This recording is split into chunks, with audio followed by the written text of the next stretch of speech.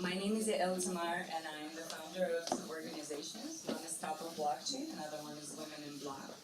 And Women in Block is an association that helps give stage to professional women in the blockchain and crypto industries, and just basically network together, exchange knowledge, exchange opportunities. It's for both women and men. The focus is on the female voice. Okay? And last month, Noah, who is one of the founders of Guanxi, I'll let her speak about the organization in a bit, came to me and said, we have a delegation coming from Taiwan. One of the people is the wonderful Yani Li, who you're going to see in a minute. And she is very knowledgeable about the local ecosystem. She was one of the people who created the local ecosystem in blockchain and crypto in Taiwan. So let's do an event. So that's the short history behind the event today. So I'll give you a quick agenda. So we're going to have sessions with Yan Li, with Sarah Wisner, Daphne Sinai, and at the end, Ilana, how do you pronounce your name? Monkaris is going to lead a really interesting networking session. You can see a lot of different cards here. It's going to be a lot of fun, so stick around. So now I'd like to invite Noah, our co-organizer, and she'll give you a few words about the organization. Hi guys. It's always a pleasure doing this because this is also my office on a daily basis, and it's the second event I'm hosting here this week. So first of all, I want to thank Shivi over there, amazing Shivi and Adas and Daniel and Roman, all of the team of Urban Place for hosting us, for supporting us. Thank you very much.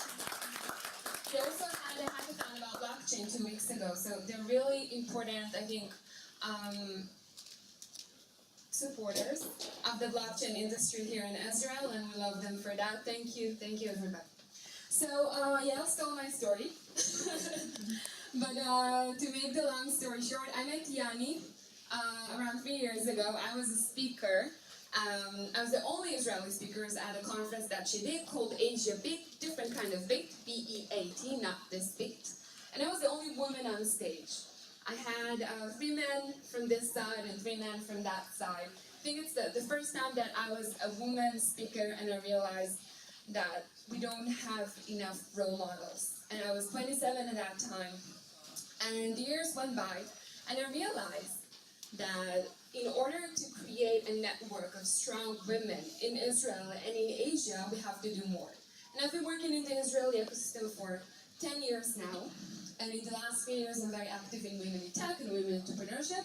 And I realized that with Mariana over there, hi Mariana, also one of the co-founders of Guanxi, and we realized that we have to do more in order to connect this ecosystem. And in Israel, we don't have a lot of knowledge, role models, events, meetups, but also programs to connect these two very vibrant ecosystems. So with Yael, which is her second Women in Block event, we're very happy to host this event. This is our 6th event of Guanxi. We're hosting once in a month or 2 an event. Each event is focusing on a different country and on a different vertical. So hopefully if you log into our Facebook page, Guanxi, you can learn more about our activities and our events, and even to find maybe your co-founders or the network that you need. And I'm here after if you want to talk to me. And again, thank you everybody, and especially Yani for coming here tonight. It's a great pleasure, and it's a great honor to actually have speakers from abroad. It's something very special here in Israel. All right, thank you. So, Yani, without further ado, well, a little bit further ado, we're going to check if this is working. Hello. Well, first of all, I would like to thank you so much for this very special opportunities to have me here. I'm so happy I have this chance to introduce myself and also introduce what I'm doing in Taiwan and also what's happening in Taiwan.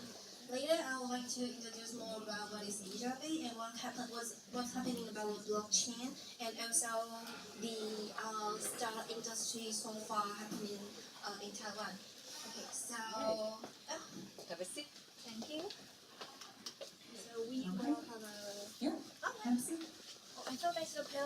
question. It is a panel of one. Okay. No, the short story behind this is that I like to have a one-on-one talk because I feel like it's less awkward when one person is talking and the rest is nodding. So Yanni, Yes. I understand that you're the co-founder of AsiaBit, Yeah.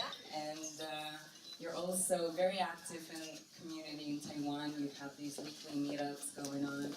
Tell us a little bit about AsiaBit and about the accelerator that you're promoting. I think all of you have already heard about the story how I met with Noah in China.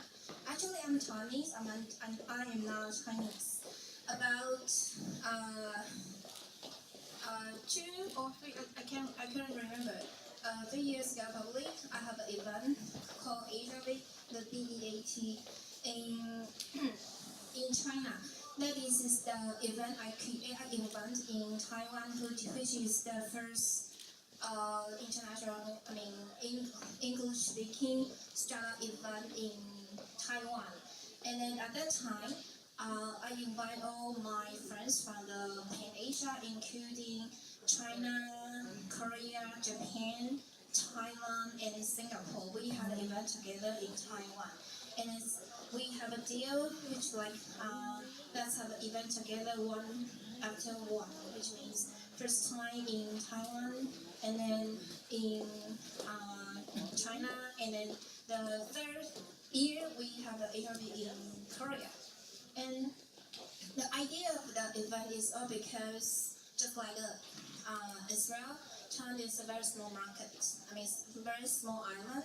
The market is very small, and all what we have to do is to expand the markets outside of Taiwan. But in terms of the startup ecosystem, 2, 3, maybe now, the past 5 and 10 years, the ecosystem, we don't have a lot of the investors. The early stage investors. So at that time, I worked for a semi-government agency called Institute for Information Industry, and my job is to promote Taiwanese startup community ecosystem. So I spend a lot of time to lead, to grow the Taiwanese startups, to go around the Pan Asia region, and that's why to do 2 things. One is fundraising, and the other one is business development, market entry in different countries. So all the things, I have all the things in my mind, in my soul is to help startups. Okay. Because it's very hard to do the fundraising.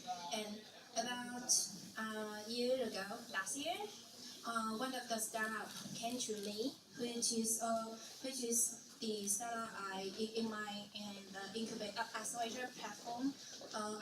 The company I work for, and he came to me, and he also introduced another investor who works in China, and we talked a while, and then conclude that let's do AsiaBit. Not the AsiaBit BEAT, but AsiaBit BIT.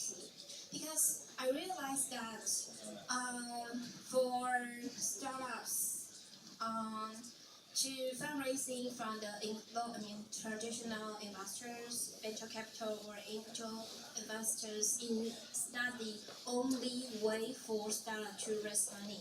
They can do a lot, different way, from IPO to ICO. Especially at that time, it is about September last year.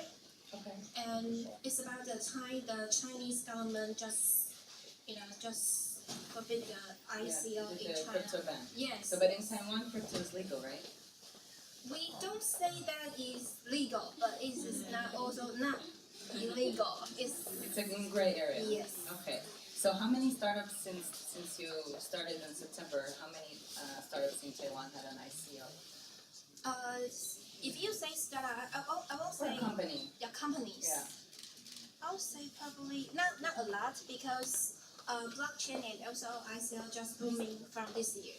In Taiwan, compared to other countries, we're quite slow. I have to say that. But this year, We have, I guess we have about 5 to 10 That's okay. dozens. Okay. And the first one, the first one I saw just last year.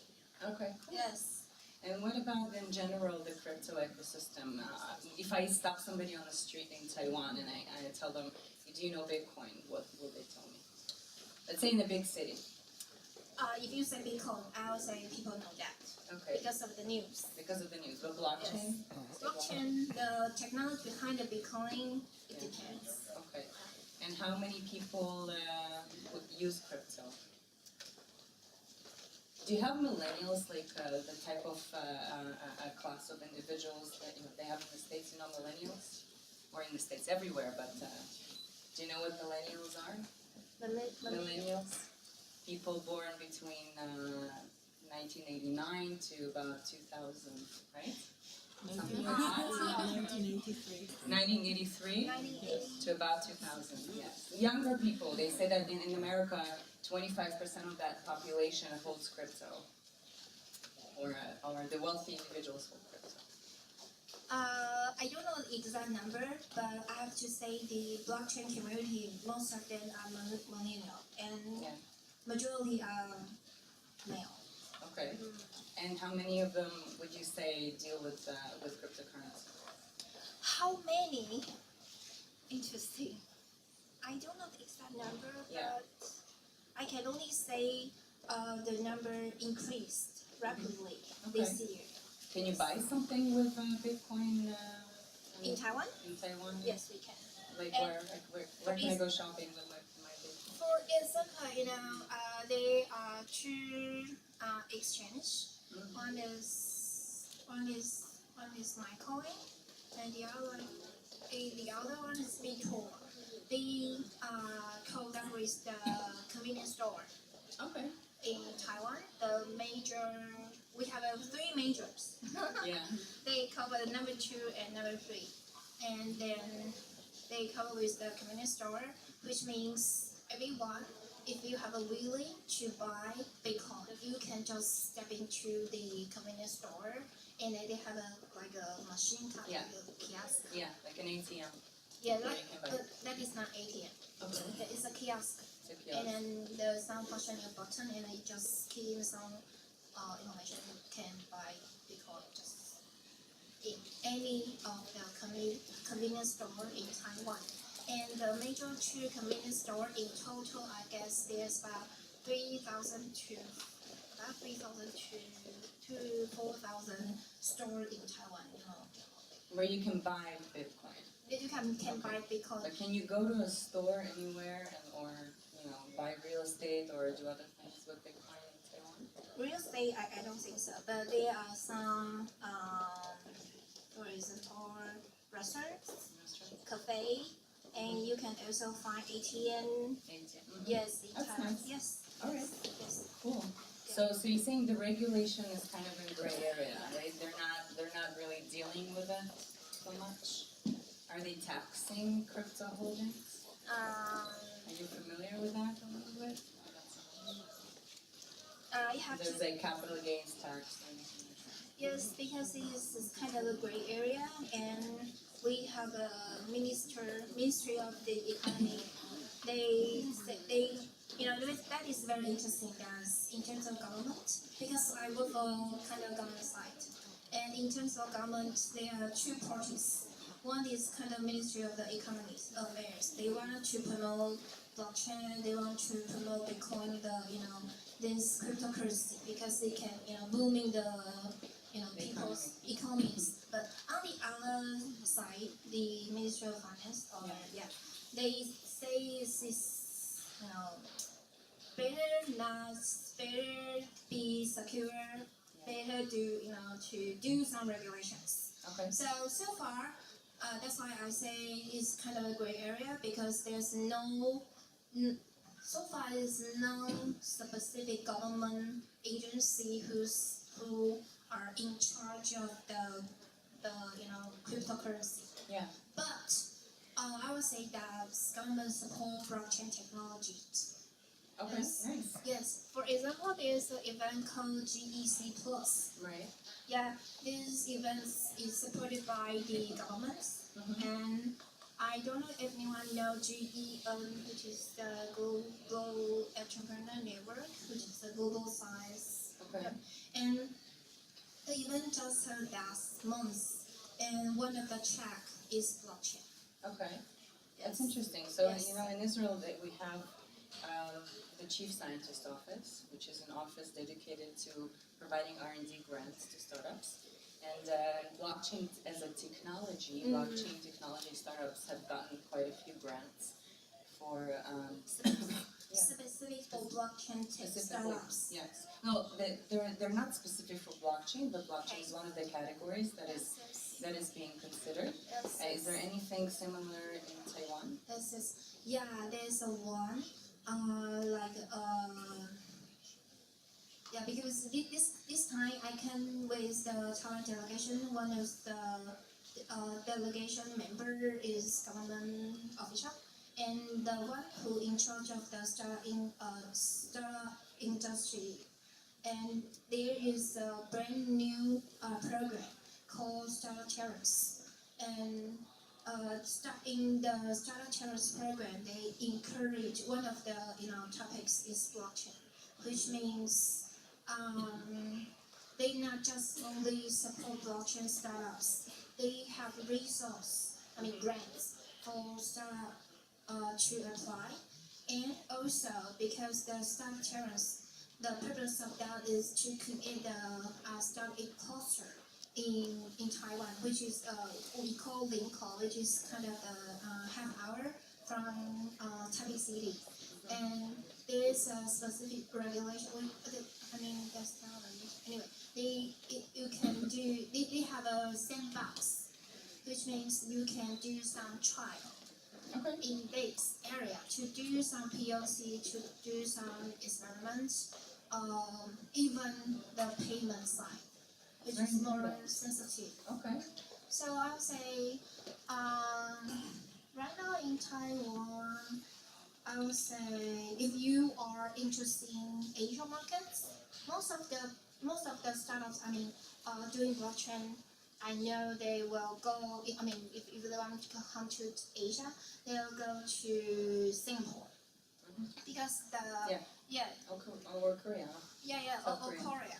But I'll say Taiwan probably will be your another options. Okay. Why? Why is Taiwan Yeah, because a good option for, Yes. let's say, Israeli startups? yes, just like I just mentioned, the regulation is still at a gray area, but it's gray. But I will say this brighter. Not the darker side, but side of. It actually came out in the news that the government is planning to regulate. I saw 2 days ago that the Taiwanese government is planning to regulate, but they're very optimistic. I was actually going to ask you about that, but you're very busy in Israel, so I'm not sure if you watch the news from back in Taiwan. But Because I also asked the government official several days ago because he was with us, and then he said only one thing you have to avoid, which is money laundering. Yes. Laundering. Aside that, everything is. yeah, that's exactly what they said in the news, that you have to solve. Well, that part in Israel is one of the strongest.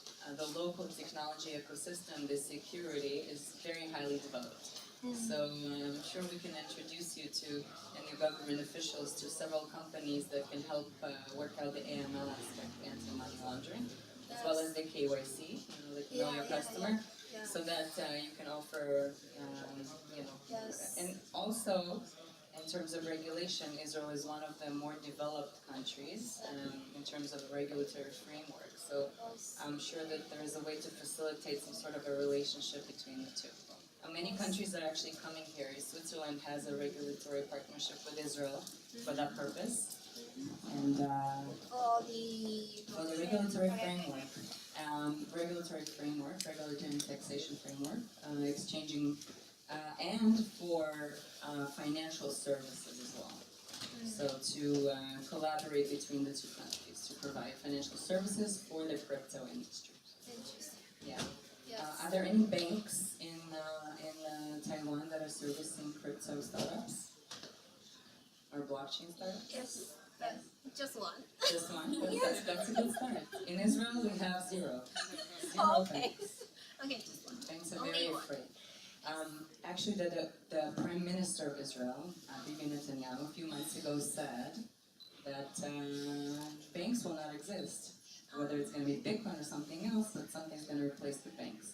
So that was I'm pretty sure that's not the official position of the Israeli government, but that's kind of where things stand from, a colloquial or anecdotal standpoint. So what do you think is going to happen in Taiwan? Are we going to see a big crypto nation coming out? Personally, I'm positively, to have an positive attitude to these things, because because I believe change. I believe blockchain will be the next wave. The next wave of technology to change the life, we daily life. So, and also currently, Taiwan economy is not as good as before, and we do need change. So I do believe that governments will do to make the regulation clearly next year. Next year, especially there is a congressman who promotes blockchain and cryptocurrency very very strongly. He even have he spread around the world to promote Taiwan, saying that Taiwan can be the crypto nation. Nice. Yeah. So Let's hope for that. yes, we have a very we have a very strong people to promote this, and we have a government who are still positive to look at these things. And start ecosystem right now, blockchain industry right now is booming very fast this year. So I can see next year I cannot imagine what will be look like. What it look like. Well, we kind of Yes. slow down, but let's hope it's going to Okay. grow back up. The last question, what are you looking for here in Israel? And what can we do together? Just like you just mentioned, for blockchain, we are still very slow and very new to the blockchain industry. But still, we are positively looking at these new opportunities and technologies. So, for myself, I'm doing the blockchain community in Taiwan, which is Asia based. My purpose of doing this, I wanted to not just fundraising things, but I wanted to promote blockchain technologies, because the developers of the blockchain technology is still not enough. But I would say the developers, these kind of talents in Taiwan is a lot, because we are kind of a tech. Myself, I'm an engineer actually. Oh, okay. Yes, but Software? yeah, software engineer. Yeah. So I would say that the purpose of myself in this time to Israel, I want to find some collaborations or opportunities between Taiwan and Israel, and we can we can try to find out a way to make things go furthermore. Okay. That is the thing I'm looking for. That's very good. Yeah. All right. Thank you so much. Thank you so much, Rennie. Would you like to introduce your colleague who will come and give us a quick overview? I want to introduce my friend, Jill, who is the general manager of the surgery in Taiwan, and he is doing the. Okay, I'll leave it to Jill. Thank you so much. Although I'm also quite new for Bitcoin and blockchain, but I learned a lot from my trip here. And I'm currently running an accelerator in Taiwan, and we are looking for B2C solutions. So that's one of the reasons we are here this trip. trip and want to attract startups who want to explore Asia market or specifically Taiwan market, and we will be the point they can approach, and then we can help to see what are the opportunities there in Taiwan. So that is about me. Thank you. Alright, so now I'd like to introduce Sarah. Sarah Wisner, right? Wisner or Wisner? Wisner. Yes. Meanwhile, I need a designated person to move the mouse every 4 or 5 minutes. Very high tech here. Very high tech. And now we have to figure out where we're gonna sit so we don't have stuff on our face. So maybe.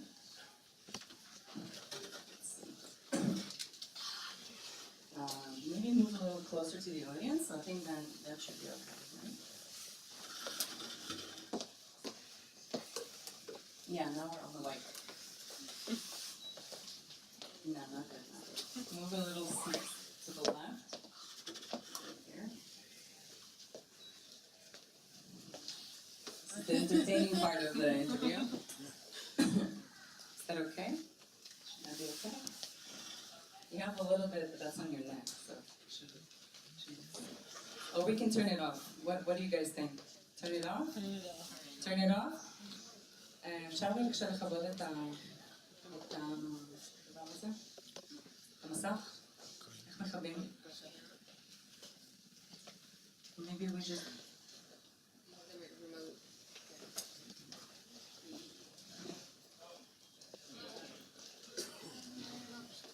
Again. Does it happen again? Yeah, right. We would just know our preference before. There you go. Okay. Wait. What are my notes?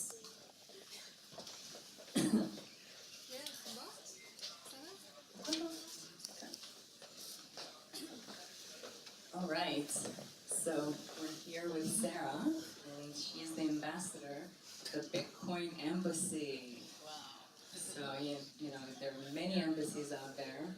Out of all the embassies, tell us about one to start because there's no CEO or president for Bitcoin. So Israeli architect and trader decided to open the Bitcoin embassy across the street from the stock exchange, right over there, to facilitate embassy of what exactly is of it? Bitcoin and everything around Bitcoin. Like I like to say Bitcoin isn't just Bitcoin, Yeah. but it was like the root of it, and I feel like everything is.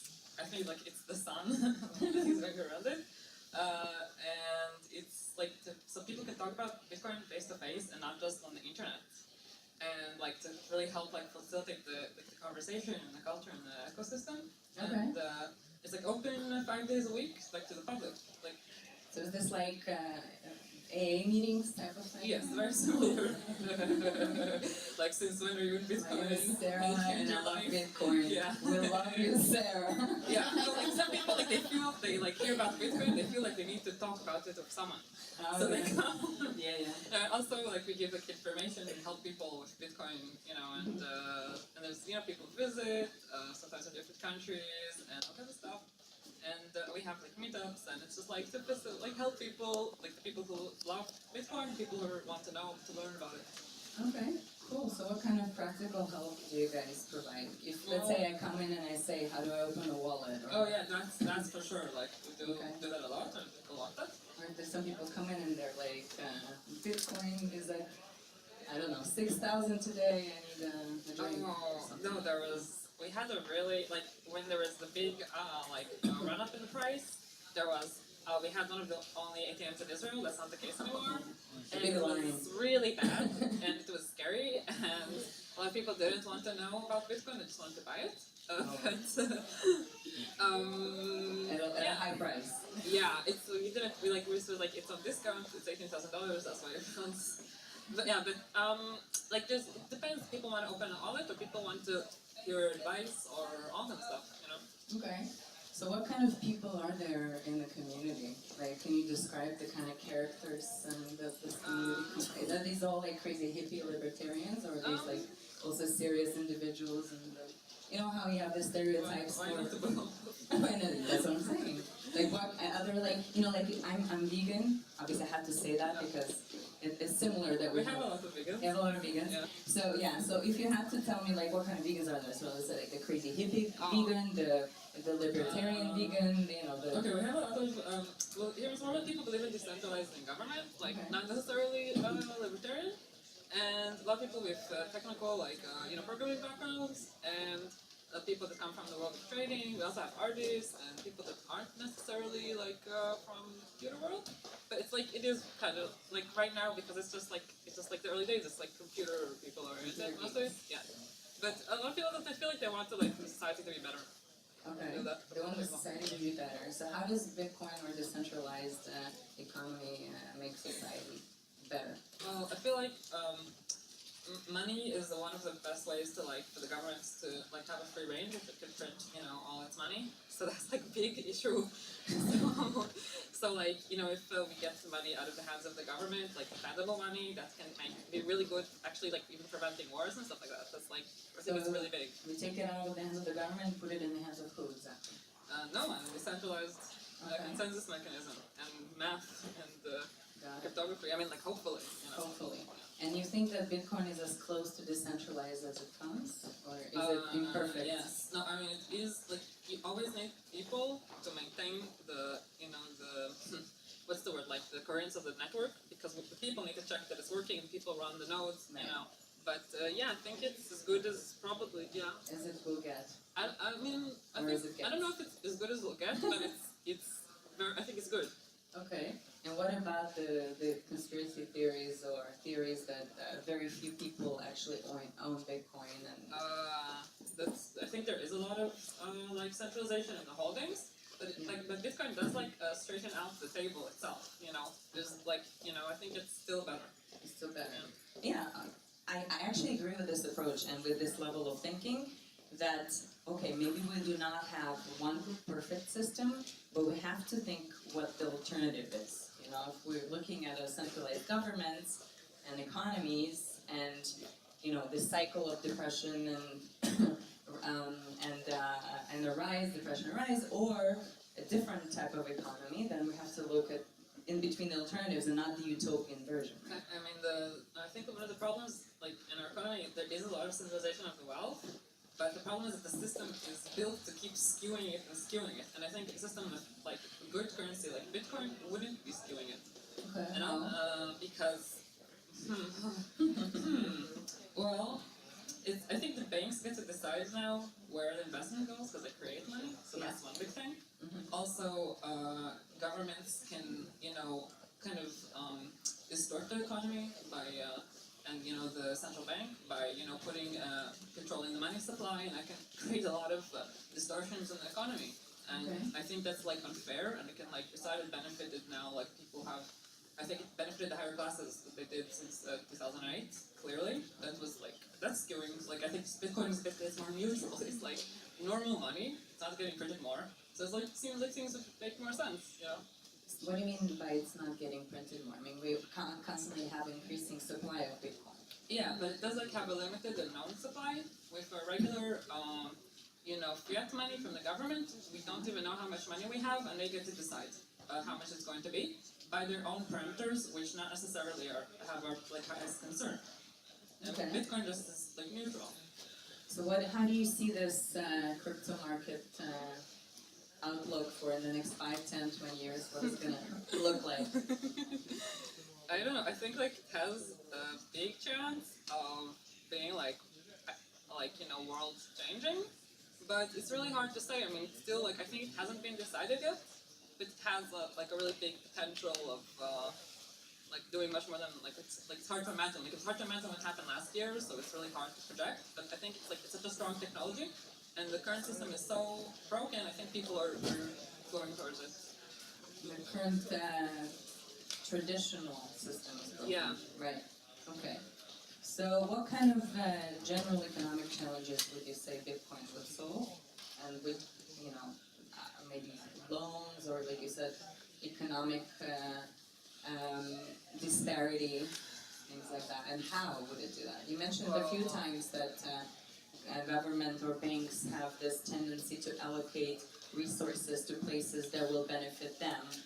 So if we have an alternative system of cryptocurrency, how do you see those who don't get the benefit of euro investment from banks or the government? How do you see them benefiting from the system?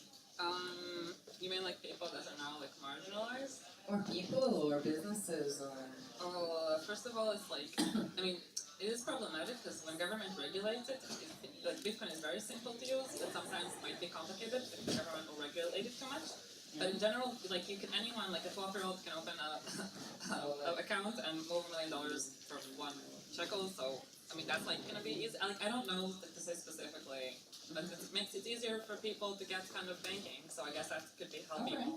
You mean like over 2 billion people in the world right now are unbanked, don't have bank accounts, and even more people are underbanked, are limited in access to services provided by the banks, right? So yeah, we can actually provide those people with access not only to money, but also to ways to run a business and possibly loans and pension and things like that. Yeah, like international commerce, just like no barrier to entry if they manage to obtain the bitcoins.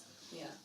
And also, if you're in a country where the currency is bad and you can hold bitcoins, that like can save your life, maybe. Right, true. So in those countries, even though Bitcoin is super volatile, it's still less volatile than their currency, or at least doesn't depreciate as fast. Okay, I get that. So what do you think about the banks? Besides that, do you think that they should disappear, they should change their roles, or what? Oh, first of all, like if you would have, when our prime minister talked about Bitcoin, that was the best time in history to sell Bitcoin. So don't maybe like take his voice with a grain of salt. But yeah, I think like Bitcoin in the bigger picture is like it's a real competitor to the banking system. And like even if they're not aware of it, it's like subconscious. They know it's like an enemy of the banking system, and like the banking system is like rent sinking. And like for Bitcoin, we need companies or like agencies that are going to help us keep the secrets, the private keys. But maybe the banks can do that. They can move to do that. But be a custodian, or they can be. Yeah, I like that. I mean, that's giving them something, right? Giving them something. Okay. So do you have any other message to the world that you'd like to say for the conclusion of this fascinating Q&A? Yeah, buy a little bit of Bitcoin and learn about it. And if you feel comfortable with it, hold a small amount. If you feel comfortable with the fluctuations, it's not like a bad idea at all. Yeah, you get to learn. It's like a gateway currency then. Yeah, you need to discover the magic of Satoshi Nakamoto. Yeah, and by the way, it's 10 years, or 3 months from now, it's going to be 10 years from the visionary white paper by Satoshi Nakamoto, which started Bitcoin, and I highly recommend everybody to read it. It's a brilliant piece of, I would say, literature by now. And yeah, thank you for that. Thank you for that advice and insight. Thank you, Sarah. Alright, so with this advice of holding Bitcoin, I'm going to invite Daphne Sinai to the stage. She founded Women in Bitcoin, and she dedicated a few last years of her life to getting women into Bitcoin and people into Bitcoin and helping them set up their wallets, helping them understand how to do this from A to Z. So I would say the real ambassadorship here starts with just getting people on Bitcoin and on crypto. So thank you for coming. So yeah, you know what? Why don't you share with us? Why don't you give people, before that, how many of you guys hold crypto? Okay, that's quite a lot. I would say that's about 20% of the audience. Oh, yeah, me too. So yeah, how did the rest of us get on it? Okay, so first of all, I'd like to admit that my worldview is very similar to Sarah. I do believe that in terms of cryptocurrencies and decentralization, then Bitcoin is the #1 coin, for me at least. maybe you will choose another one, but because I think it did a really big revolution in all of the monetary system.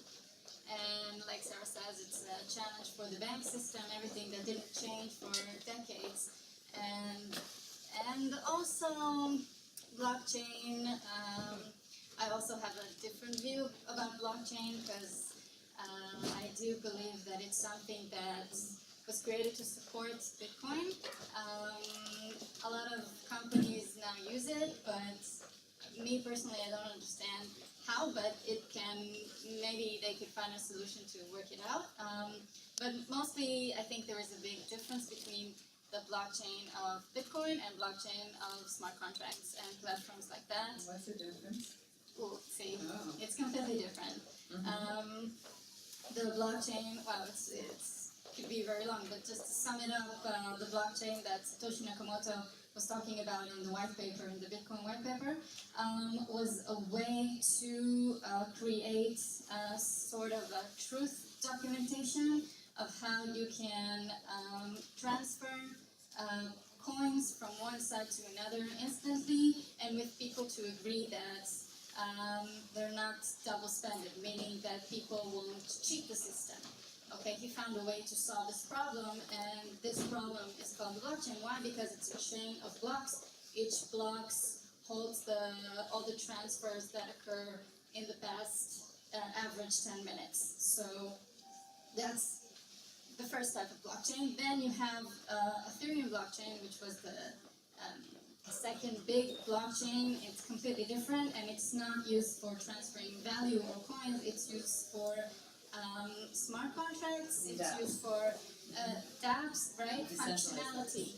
So basically, for lines of code to transfer and to be committed every time you send, do something in the system, and you send Ether in order to invoke that. So it's completely different, and it's very fascinating, and I do encourage everybody to learn about the different aspects between Bitcoin, Ethereum, and all the other blockchains, and what's mining, what's a token, which is a non-mineable coin. There is a whole world of that. But answering your question. Cool, yeah. So how do people on here, if they're not scared too much yet by what they just heard, how do they get started? Today, luckily, there's so much information out there that you can have. I think the best way to start is finding a community that you like, that is close to your home maybe. Just in Israel, we have a community in here in Tel Aviv, we have one in Jerusalem, we have one in the south, in Beersheba, and you can go to meetups and ask questions. If you don't want to, invest the time alone in your home, you don't have the time to read about it, just go and ask people so tell me what it's about, how does it work? It's okay, people will answer you because people like talking about it in these communities. So step number 1, to find a crazy neighbor who holds Bitcoin. Yes, Okay. probably. There's also tons and tons of documentation online. There's websites. Okay, what is, you have a website there. Right, I also... Forgot about that one. Yeah, I also built a website because I wanted to make a really nice and not frightening website with a lot of information. I wanted to create something that is nice to just scroll and get the information. So it's just 8 steps of finding out what is money, what is Bitcoin, what is blockchain. Each one is a chapter, and it's just easy 8 chapters. And I thought that it would help people get started. What is the website? It's shecoins.com, but it's obviously for everyone, not just a she or a he. And it's in Hebrew. I'm sorry, maybe one day I'll translate it, but it's I think it's easy for people that speak Hebrew to start from there. Yeah. But there's a lot of websites. There's Crypto Potato, Crypto Jungle. There's Bitcoin.org, which is one that I would recommend for English-speaking people. Amazing. Okay. So I understand that Tel Aviv is number 5 in the world for using Bitcoin and crypto. crypto, though when I go to the supermarket, they refuse to accept it. I don't know why, but do you know where I can spend my money, my crypto money? There is a list also. There is a Facebook group called Bitcoin Israeli Community, right? And there you have a post that says all the places that you can use Bitcoin and businesses that accept Bitcoins. There's also a Facebook group for just businesses that accept Bitcoin. So if you just look it up, then it's there and you can find out. Me personally, Do you accept Bitcoin? like sometimes if I sublet my apartment, then I can say it's okay if you want to pay in Bitcoin. How many of them do? Nobody. Or whenever I pay for something, or donations even, then Yeah. I ask if I can do it with crypto.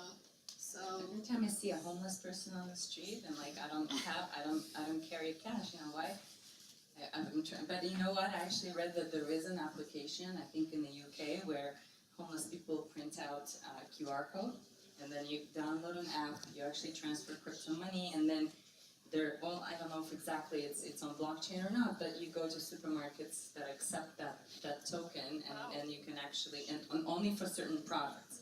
So I think it's brilliant, and I always, when I see a homeless person, I always forget the name of that app, but hopefully maybe I'll write it down, put it on my phone or something, because I don't have a wallet to carry. there's actually an interesting story about that of somebody with the Israeli community that he spoke to a homeless person and he wanted to help him, and so he posted in Reddit and in the Israeli Bitcoin group, and he printed out a wallet paper for him, and a lot of people donated. Well, I don't know if a lot, but people donated for him, and he helped him, to understand what can you do with it, and Now he's a crypto millionaire. maybe. Yeah. Yeah. So cool. Actually, I read the stats, as I said, that 25% of the wealthy millennials in the US, I don't know what that exactly means, but they hold crypto, and another 30 of them want to hold crypto. I'm wondering what it's like in Israel. Like, I don't know if we can put a percentage on that. Yeah, it's very, very hard to measure because unlike bank accounts, Bitcoin addresses are not related to a specific person. One person can have many addresses, and a lot of people can buy, Bitcoin and put it all in just one address. So it's just by survey that you know this statistics. But I can tell you that my nieces and nephew, they talk about it in their school. I mean, kids that are 10, 11 years old, they know what it is. They are fascinated by it. Because their bar mitzvah is coming up. Yeah, and I did this lecture, and my cousin and his friend came, and I think they were the most interested people in this presentation, and they kept asking me questions, and I know that in their class, everybody wanted to open a Bitcoin wallet. So I think maybe not millennials, but younger kids, they will be the bearer of news, when they grow up, because they can hold money in their phone, and they don't need to wait until they're 16 or 17 to open a bank account, so that's why they like it. Nice. So it used to be that when Instagram came out, a lot of people went and registered the name of their kid who was like 1 year old back then. Now, I've got to go open my kid a wallet, and then if they're good, I might put 0.1 Bitcoin in there or something. Exactly, yeah. Nice. Actually, that's very good. That could be your new career, like crypto education in schools. I wish. There is a program now that they try to teach financial education in grade school, but then there was a big mess about it because who did they ask to do it? The banks. So there was all the parents said, "What are you talking about? We don't want the banks coming." And the curriculum was how do you open a bank account and Oh my God. in which bank. And so that's obviously not financial education. So I hope maybe. Where do you put your money? In a pillow? Under a mattress? It's horrible. It's Which horrible. Yeah, which mortgage insurance do you take out at the bank? I But mean, in this way, it's really true. you can see the power of banks have over everything. Also, the government, that they made them even, convince them that they will be the one to teaching classes, and so it's ridiculous, really. Yeah, we have to take care of that. All right. So tell us about Bitcoin or any other coin. Like, which coin do you see being dominant in the future? Obviously, Bitcoin. I think Ethereum will always be Bitcoin's biggest threat, I would say, but not really, because they can coexist together, so they can be pals, and all the dApps and all the things that are related to Ethereum will prosper, I think, also in the future. I also like Litecoin because it's simple and it's easy and it's sort of like Bitcoin, just lighter. So Yeah, but it's an alternative. I mean, it's built off of the Bitcoin. Right, it's actually infrastructure. very similar. The code is really similar, but it's supposed to be faster transfer and with lower fees. Why? So, Why do they manage to do that? because instead of the block being created every average 10 minutes in Litecoin, it's an average every what? 1 minute? 2.5 minutes. Right, and also because, well, there's a whole thing with the mining, it's different mining code there, so, but if it's all the people are trying to transfer Bitcoin at once and the fees are high, then maybe you can use Litecoin as an alternative and then you can change to Bitcoin later on. Okay. So right now we're in a situation where very few people hold crypto. Even in the crypto meetup, we have about 20% or less. What do you see as the biggest challenge to mainstream adoption? What should happen for that? Yeah, first of all, to spread the word out and to, I think now it's a situation where like official and companies and governments are saying cryptocurrency no, but blockchain yes, and I don't like that saying because it's wrong. It's just wrong because it's threatening everything the old-fashioned world was created upon. But I think just reading about it, going to lectures, getting inside the communities and asking questions, and also if you already know what it is, then what I do, if I go to a taxi or I go into a store, I ask them, do you know about Bitcoin? Do you accept Bitcoin? Or stuff like that, just so even they said no, so I explain about it, and if they said yes, so I say, oh, good for you, and just so just to get the word spread, there's a story about DoorDash jeans. I don't know if you know, but like an Israeli that came to the United States and he opened a store for jeans and nobody heard about it. So he just went to all the stores, he paid like small amounts of money to a lot of people, and they all went to all the stores, the fashion stores in New York, and they said, do you sell Jordache jeans? Do you sell Jordache jeans? And everybody said, what? We don't know what it is. What's Jordache jeans? And that's how they spread the word out, and eventually the stores bought Jordache jeans because they thought people want to buy it. That's amazing. So that's an Israeli brand? It's an Israeli person. Israeli person? Yeah. I never knew that. Israeli minds. Yeah. I think I might have owned a pair. Georgia Basic. Okay, that's a cool story. So, so we need to kind of maybe fake it until we make it? I think so. I think the children are our future, just like maybe Go home, tell your children about Yeah. Bitcoin tonight. just not even telling them anything about it, just say read about it and they'll do the work themselves because they're curious enough and they'll do it. They Google, Bitcoin and Because they like money. because they like money, and even in Israel, they can find websites in Hebrew and they can read about it, so it's so easy and Yeah, cool. Yeah. So tell me one more thing. I mean, we don't have your presentation here, but maybe on top of your head, who are some big names in crypto that we should look up to, look up on the internet, learn from? I think it's there's so many. It's so hard, like, to sum it up to just a few. But I believe that behind every great coin there is a great story. So, and the story is always related to people. So I think it goes together. The names of the coins go together with the names of the people that started it or the programmers that are working on it. So if I'm talking about Ethereum, you have Vitalik Buterin, who started Ethereum. He's very nice and He's like very 22 young. now or something. Yeah, Still looks 15, but... yeah, he's yeah, he likes to wear unicorn shirts.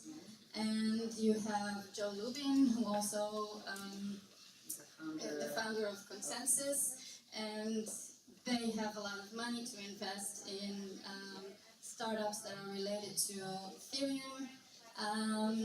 He was one of the investors in Ethereum, actually. Yes, exactly. And if you Litecoin, there's Charlie Lee and his brother, and you have Monero, another coin that I like because it solves the problem of anonymity. So you What have is the problem of anonymity? because people like to think that Bitcoin is like behind closed doors and it scares them, but the opposite is true. It's very transparent because in Bitcoin, like I said, the blockchain is a book of records that everybody can look and see who sent Bitcoin, well, not who, but what Bitcoin address sent Bitcoin to what Bitcoin address and how many were sent and when did it happen. So everything is very transparent. So if people know your Bitcoin address, they can really follow you, see your whole track records, what you did, when you received the Bitcoin. And so Monero solves that problem. And they have this thing that, I don't remember how they call it, the ring or something. I don't know, but then they mix a lot of transfer together, and so you don't know which one sent to who. Oh, I see. Yeah. So they kind of hash it or they encrypt it in a way that you don't necessarily give out the private information. Yes, you give nothing away, not how many were sent, not to who. And Interesting. So that's a very good point that actually blockchain is a public blockchain is a ledger on which you see all of the transactions. So when you do tell your kids about Bitcoin, tell your kids to be responsible with their Bitcoin and pay taxes and make sure they don't buy drugs or support terrorist activities because because then you're owning cash. Because then they're gonna get a knock on their door and it will be either from the regulator or the FBI. So that's I think that's also something in the future that governments are trying to take cash out of the system. I think in the maximum 3 years there'll be almost no cash. That's my vision. in which, like in our society, In the entire world. in the entire world. They will take out cash completely because that way they can control the most of the information. They can track everything, your credit cards, and it will help for their marketing and for everything. And from January 1st, 2019, in Israel, there is a law that is going into play that will reduce the amount of cash in Israel. So they're reducing it year by year, and I think eventually it will just fade, and then people will have no way to buy drugs other than maybe cryptocurrency. Actually, that's one big application right now for crypto is buying or selling even legal marijuana in the U.S. So that's kind of, or basically your door-to-door Girl Scout cookie type of sale that you're supporting. So you brought up an interesting point, which I'm trying to remember right now. But Israel. The crypto shekel. Have you heard about that? I have not. Oh, okay. So crypto shekel is a government initiative. We're trying to actually have our own digital money. And I'm not sure if it's going to be a stable coin, which is a type of cryptocurrency that has a mechanism that stabilizes it and ties it to certain assets, or if it's not, because there's not much information on it. But the interesting discussion that maybe we'll have next time is whether that's a real cryptocurrency, because it's obviously not decentralized. It's obviously controlled by the government. It's just kind of based upon this infrastructure of transparency and accountability of blockchain. But there's actually another place in Israel where they're using blockchain now, and that's the tax authority. They're actually allowing people to pay upon their blockchain system as well. So we're kind of implementing it little by little in the government. So I do agree that we're probably going to have, I hope we're going to have cashless society. I refuse to use cash in most situations in life. Today I didn't have cash for the bus, and my apps didn't work, so I just took a bike. I mean, you can just go and scan an application and get a bicycle. That's it, no cash. So I just don't like that whenever I pay any time or anything, then the entire information is recorded Yeah. for banks, you know. on So the bank, you mean whenever you pay with a credit card? yeah. Or now I know that a lot of Raf-Kaf tickets for public transportation. So not in Israel, but in other countries, they also connect it to your bank account. So they can know even where you are, you know. So it's not, it's not for stalking you, or it's for making you pay, for marketing you the best offers for them to earn the biggest amount of money. And they're not paying you for that. Exactly, and you pay them for the bank accounts. So that's ridiculous, really. So that's interesting, because in blockchain you now have ecosystems where you're actually being paid for selling your data, right? That I really believe it. I really believe that especially the medical records should belong to us, and that people should pay, the companies should pay us for in exchange for revealing something of our medical record, or something like that, if we want to.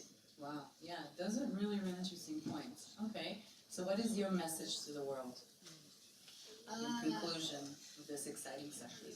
I think the biggest word here is money.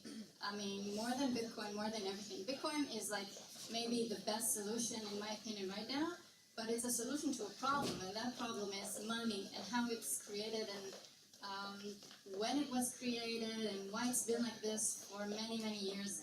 And I think people should just read about the monetary system, who prints money, who are the banks, who stands behind them, there's a movie I like that's called The Wizard of Oz, or something like that. No, not The Wizard of Oz, but... No. It's a guy that he's like... he really knows everything about this world, and he did a lot of research in the history of money, and he just explains how it works. The whole and how it came to be, the whole monetary system that we're in now, and why it hasn't changed for decades. So just read about that and just see if you agree or not. And then if you're not, then you can consider cryptocurrency as an alternative. Awesome, thank you so much. Can someone come and help us hook back the system? And I'm going to invite Ilana Mukaris. Oh, okay. I will. All right, so she'll hook things up. So while she's doing that, I want to continue doing some surveys here. How many of you guys heard about Litecoin before this session? So quite a few. Cool. So people here know a little bit about crypto. Great. How many of you invested in an ICO? 1, 2, 3. Okay, 4. Okay, cool. How many of you can come up here and explain what blockchain is? Okay, quite a lot. Okay, very nice. Anybody wants to come up here and give a short pitch of 30 seconds about what they do? We are going to do that because so in the meantime I will tell you a little bit we are going to do. No, it's coming already, so. Wait, Yeah. sorry. Coming for 30 seconds, yes, 30 Because seconds. then we are going to make a network session. Yeah. Everybody will. Yeah, for sure. Okay, cool. So everybody's gonna talk. But you can come now. Yeah. Okay. And your name is? My name is Ani. 30 Daniel. seconds. So I established my company 4 years ago here in Israel as like a first Japanese entrepreneur. I'm from Tokyo. Then now I'm working with some big blockchain projects like Serene and the Alignment Group. So and my company is supporting them to enter Japan market and the Asian market. So hub between East and Japan, and I will hold big crypto event, blockchain event in December in Tokyo. So if you are interested in that, please come to me. Very interested. All right. Thank you so much for coming up here. Thank you for having me. All right. And now Ilana, the wonderful Ilana. I'd love for you to tell us a little bit about this cool thing called Pi Economy, and then lead us into a networking session. It's going to be really cool. Okay, so yes, my session is more about active. I am ambassador from Pi Economy organization. We are talking about the building of the foundation of crypto economics. We are developed like the utopic vision of how the whole ecosystem could work, and we wrote 3 books about that, so I will not talk about that. You can go and see. But what we develop in this journey, I'm a psychologist, a therapist, and what we develop is like to create ecosystems. We are talking about people, right?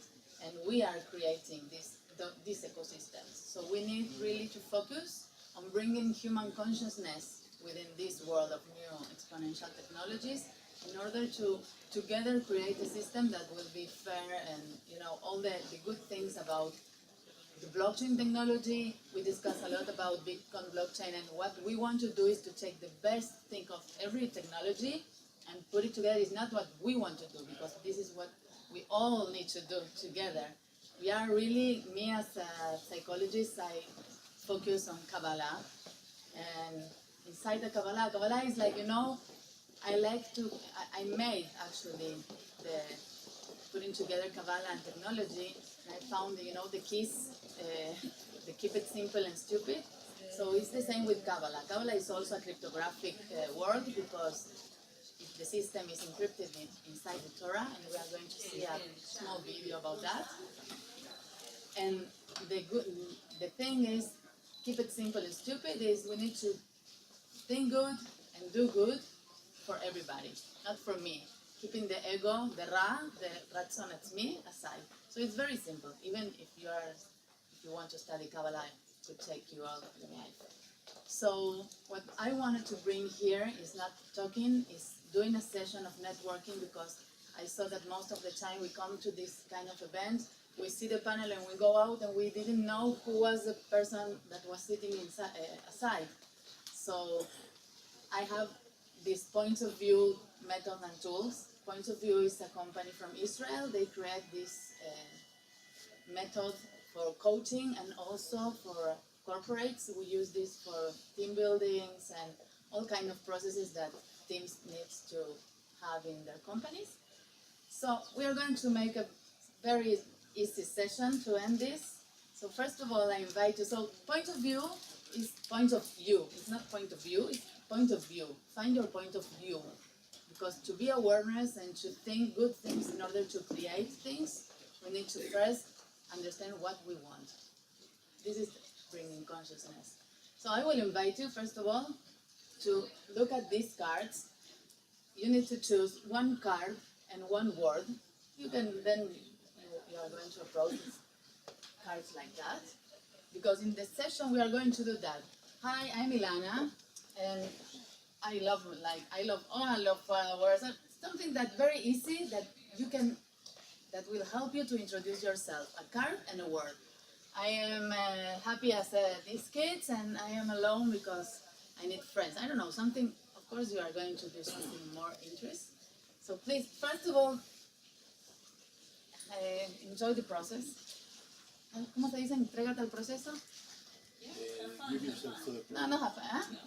give yourself to Trust the process. Trust the process and give yourself to this process. Don't be ashamed, you know. Come, choose a card, choose a word for you to introduce, and then we are going to start. The method is pause. So we are going to pause, make a pause, something different that you never did. We are going to see a video, and we are going to finish with this networking session. Okay? So you can come. Come, you can take also something to drink. So choose a card and a word. There are cards with words. Yeah, could be the same word in the card, or could be a different word. You know, you have everything. You have time. A card that represents you today, that you can say, you know, this is me. And then, in order to introduce your project, or if you want to say what you're doing, okay, you can relate. Okay, something that you get that represents you, a card or in a word or. Okay, so as I told you guys, technology is not simple at all. In Kabbalah it's also not simple, but I will show you a video that will explain why we need to really bring something different. It's not everything about intelligence. If you've been paying attention recently, then you have probably heard of mindfulness. In an era of unending emails, text pings, tweets, notifications, and updates, mindfulness has been embraced as a clinically proven method to help reduce stress and restore sanity to our lives. Scientists, CEOs, athletes, and world leaders agree that it's simple, little pretzel-like contortion is required. All you have to do is sit up straight, breathe, and allow rich awareness of the world to stream through your waking consciousness. But what now?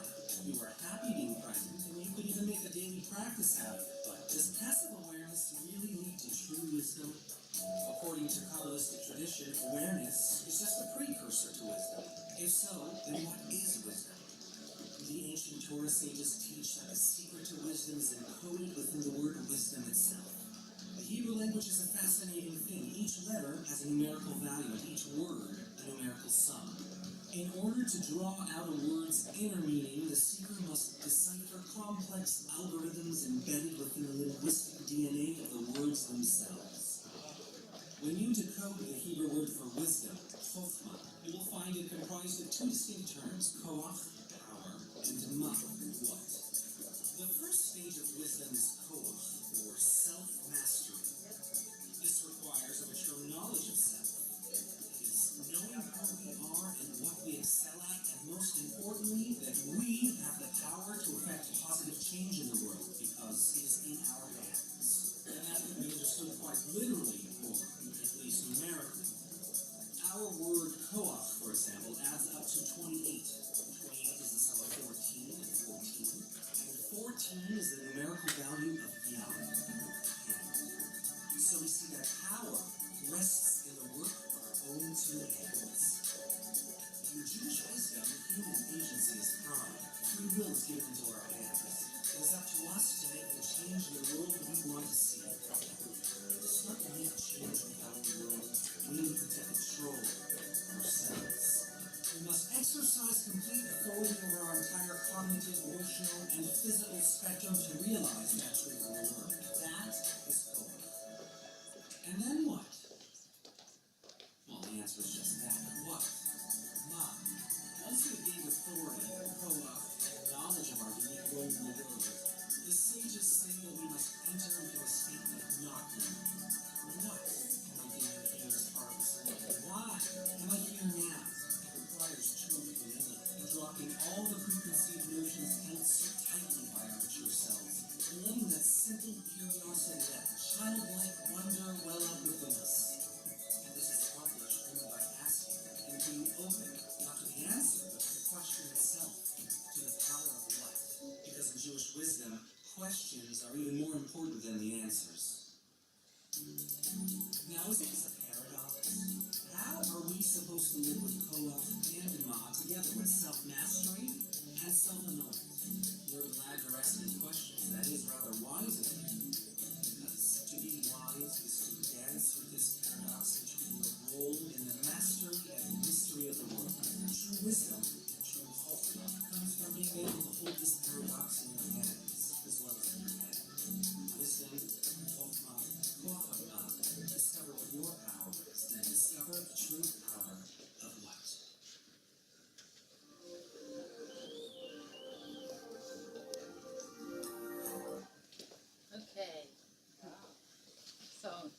found this interesting. So we are Chokhmah in our brain. Our brain, we have the left side and the right side. So the left side is Binah. Binah is intelligent.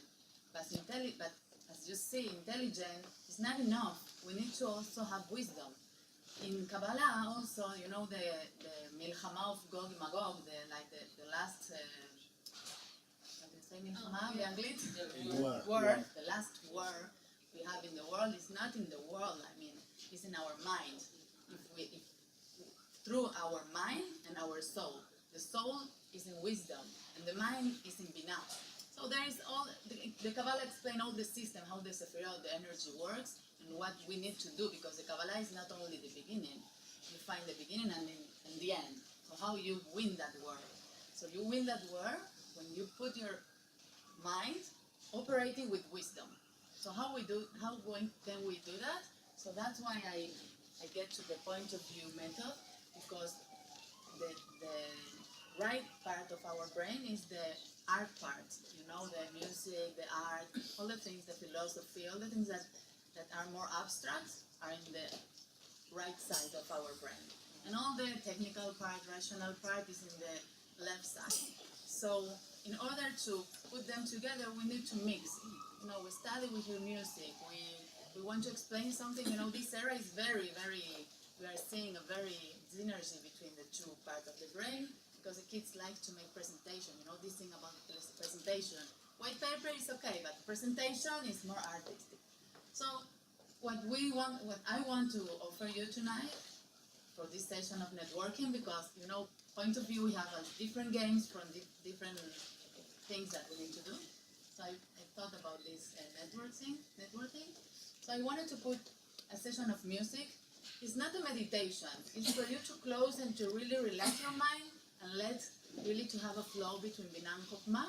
And then we are all going to stand up, which one, and if you want, if you don't, and say who you are through the card, and present your project or your initiative or wherever you have you here with the question, what if?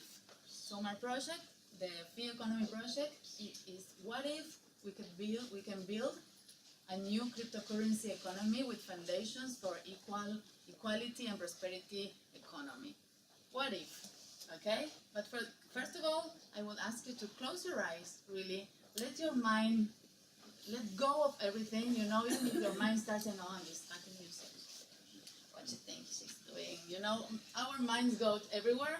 So close your eyes. We are going to make a session of music in order to really relax our minds.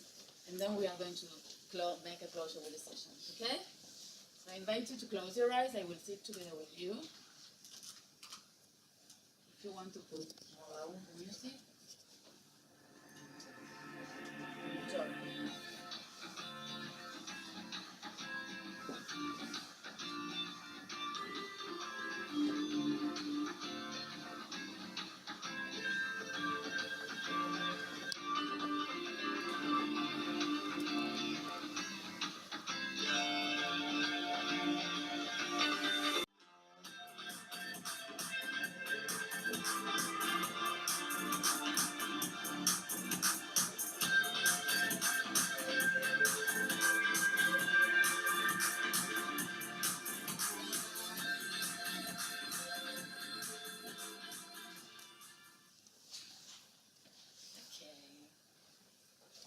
How is it? You like it? You don't like it? Now everybody has their point of view. So it's okay. So now, I do this in Magal, but you can just stand up wherever who wants and start making this session. Like, get up and say who you are through the card and tell us about your project through the what if. What your project do? What if I can change that. So who wants to start? Have a circle? Can we of course we can have a circle. And I don't want to bother anyone. But music that we just heard is only one woman. She played everything. It's Tash Sultana, and she did it by her. She plays everything. All the instrument that you heard is only one woman, with a mix, of course. But. So who wants to start? I mean, it's free. Or we can make a circle. Or Oh no, you start. Okay. Fantasy, because like I strive to be authentic, and sometimes like even like too much, I like have to be like So show her car, show I'm her car is authentic. like show that I'm special, like I'm like that. And also I took intuition because like I believe in listening to my intuition, and I'm INFJ in the personality types. Like my intuition is I try to listen to it. Right, and we know who you are. And yeah, and But what if- I what volunteer in if- the Bitcoin embassy, and I write blogs about Bitcoin, and yeah, that's my. And you need to say what if we can change the world? What if? Yeah. What if you were hypnotizing us? No, sorry. Ah, okay. No, I didn't finish it. Okay, so who's next? You can, whatever you want to show us who they are or what they do. Okay, I'll go. My name is Julia. Not related to any project. I work for a financial site, investing.com, because I'm basically into crypto advertisers and ICOs, and I'm really interested. And of course, I believe that it is the future. And that was my way, and through these kind of events, it's my way to learn. I chose the word awareness and now because I think they are strong words. I try to be a person that is aware of her environment and myself, and to live the now. And you said What to say if? what if. What if? What if? Well, It's okay. I think that there's a lot to develop in this area, but what if we get to see it? I will say. I would really like to be able to see it happening. Thank you. I can go next. Yeah, of course. So I'm Doron. I'm the founder of Alloy Capital, which is a blockchain-focused hedge fund for traditional investors. So basically, we're trying to bridge between the old world and the new world through a traditional hedge fund. And I picked those two words. One is passion, and one is authentic, just like you. Specifically about passion is like I believe that each one of us should do whatever we do with all of our energies and resources, and just to be there 100%. And this is the way I try to live myself and act. And authentic because I feel like, especially today, nowadays, we all need to brand and market and PR ourselves, and I wish it never happened. And it feels like, especially in blockchain, everyone's an advisor, everyone's a mentor, everyone's a blockchain expert. So no, let's just cut the bullshit and just be true to ourselves and be professional. Who's next? Last three. Okay, so last three. Then you can take with you. So, people from. Okay. I am Yani. I think I don't have to introduce myself again. What I choose is passion, and this is the result. But actually, I like a feature more. I mean, very small glass from the ground. I It's a can. seed like the ecosystem in Yeah. I do believe that if you're doing anything, you have to dedicate yourself 100%, not just because you like it, but you do it with passion. And when you we do everything with passion, and you will see different results from it. Yes, and then things will coming out differently or beautifully than you thought, like this. Yes. And in terms of what if, What if? yeah. What if? What if? I think. What if? What You if? can think about it. Yeah. I mean, it's not. Yes. I think. What if there is no divorce between people, human being, like a female, male, boss, member? I will say the world will be much more better. So according to Kabbalah, this is exactly how it is. So yeah, everybody the same. Yes. You know? In essence, it's השם אחד. מה זה אומר? אחד, זה כולו אחד. Everything is only oneness. Okay, so I'm actually a physicist, but as all physicists, I'm very naive. I'm curious about the world, and that is why I really have this interest in Bitcoin. I even would, if I ever go out of the academia, I would probably become a software engineer, and why not maybe in the Bitcoin world? I don't know. So, so I think this is also another word that characterizes me because focus. Yeah, because I like going very deep into the core of technology and to the core of principles. So physicists are like that. They are monotheists. They believe that there is only one simple equation that describes the whole world, and so I like to get to the bottom of things, and sometimes to the point where I'm starting to lose focus on other places. But yeah, so what if? So I'm doing quantum information. So what if I could be on the best front seat to see changes happening, like maybe quantum computing would become the next key technology to lead us into the next stage, and also Bitcoin. So what if? Thank you. Yes. First of all, I'm from Taiwan also, and I'm the person who have never been working in our home country. I've been trying exploring the dream, be enthusiastic to all expect that I am exploring right now. So I was working in the Middle East, even till now I work in Israel.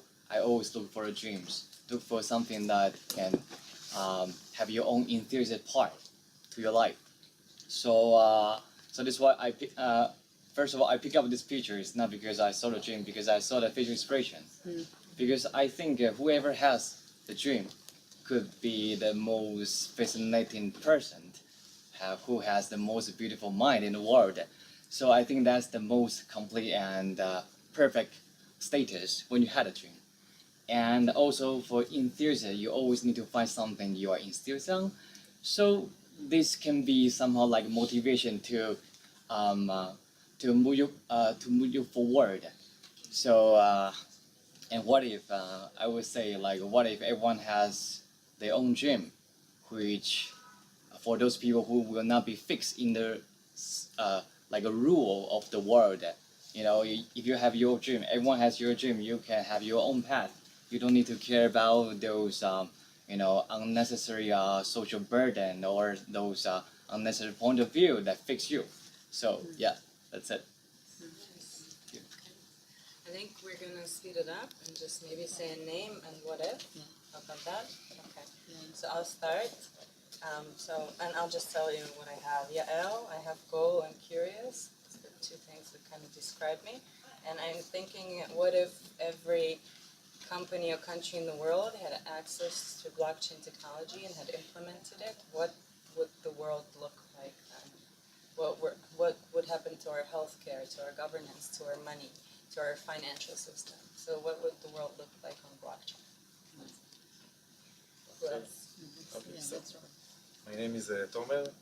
My two cards are passionate and intimacy.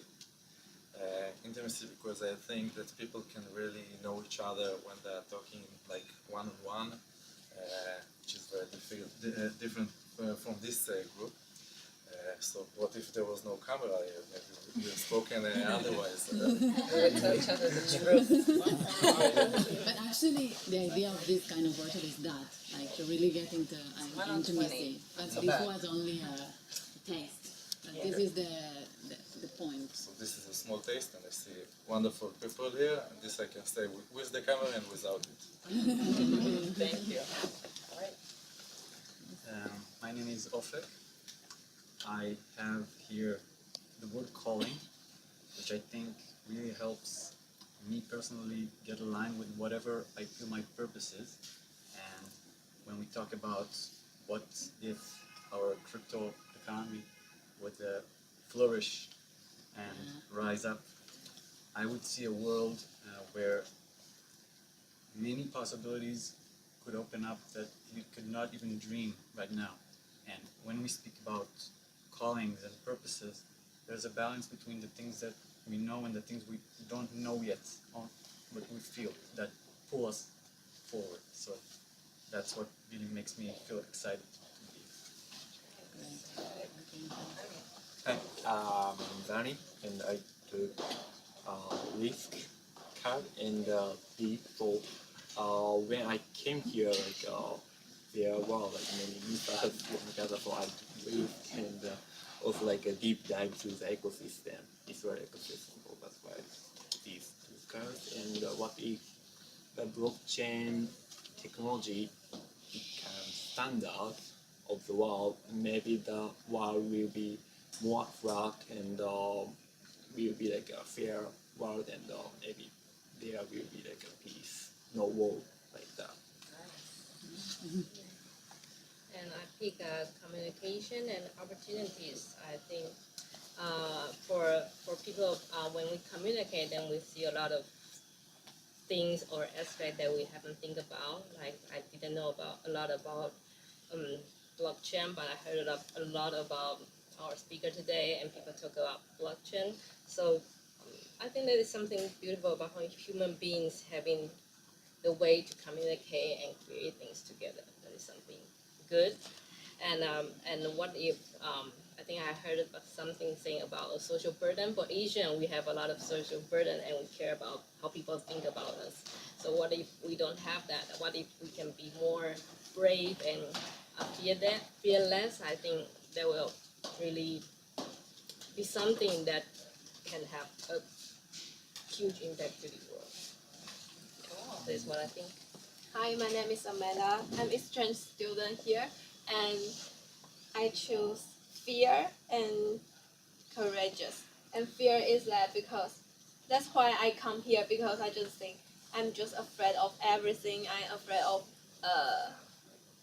just go over myself and do some breakthrough or think too much. So I think I have lots of fear, but actually I can do lots of things. Just you don't need to afraid of that. Yes, and so I choose Israel for my exchange student program. Is that because I think people in Israel always just they try and try and try. They just don't.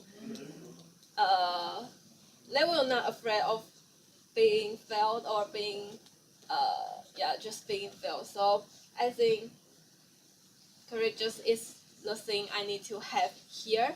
So what if I come here or I don't come here, and because I major in economics, and also I think like I need to have some knowledge of the world, how to develop maybe in the future. So I will try to join more event and more to get more knowledge of future. Yeah. All right, so you Oh. already. I have two. One isn't enough, and there is so much taste and love and touch and energy and life in it. So this is my choice and generosity of life. What if? I don't know. I have no idea. Can't predict. But this is so interesting that I will just enjoy it. Whatever happens. So I didn't take a card, but I will say, because I know the cards, and there is one card that says everything is possible. And what if we can really take, the Imagine Zone? Imagine all the people living for today that we have in the. It was my idea to put it, but I cut it because it's too much time. But what if we can really come back to that feeling and really make it happen now that we have the tools? Lennon didn't have blockchain. My name is Rania. I'm from Taiwan, and I'm with Harry. We are classmates studying conflict resolution in TAU, and I pick gratitude and generous. And I just like these two words. Yes. And what if somebody you think should say sorry to you is actually right? Yeah, that's my question. Nice. You did it, and Sarah? So you already know me. I chose hunger because I'm always hungry, but also because of the picture. I like that it's like colorful and childish. Also, like I wrote my name because I'm very curious and impulsive, kind of like a child. So I don't think a lot before I speak. And stubborn because I'm also stubborn a little bit like a child, and it can be for good things or bad things sometimes. And my what if is, what if everybody would doubt everything they know and would always be in critical thinking mode, that they're not sure what they're taught is maybe the truth, or things can be different. She's gonna say it in Russian and I'll translate. Спонтанно, коротко. Известно, что в другом срезе орех напоминает мозг. In this, when the nuts are cut half, it reminds you of a brain. Известно, что мозг только лишь расшифровывает информацию, поступающую к нам извне. And the brain is a decipher of information that you get from the outside. Основным является сердце. But the main thing within us is the heart. Через него идет все. Through which we get all of the И если information. возникают трудности, в частности в общении, чувствуйте сердцем, определяйте сердцем, оно объединяет людей, оно дарит любовь. And she chose difficulty, and if you have difficulties in communication with other people, then use your heart to process information. I only want to close before. Well, I'm happy to come and to do these sessions every time.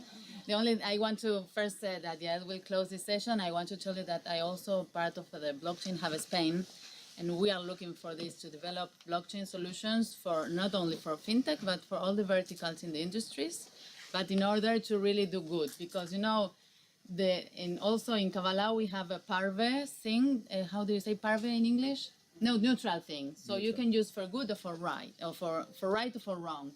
So technology is the same. You can use it for good or for bad. So that's why we need to build this ecosystem of people that really want to do good. So, thank you. All right. Just 2 words in closing. Thank you guys so much for coming and sticking around. If you're not on the list of invitees, please email me at yael@womeninblog.com. So to introduce yourselves, stay in touch with us on social media. I know a lot of you are here in Israel, so come to future events. And thank you so much for participating and making it what it was.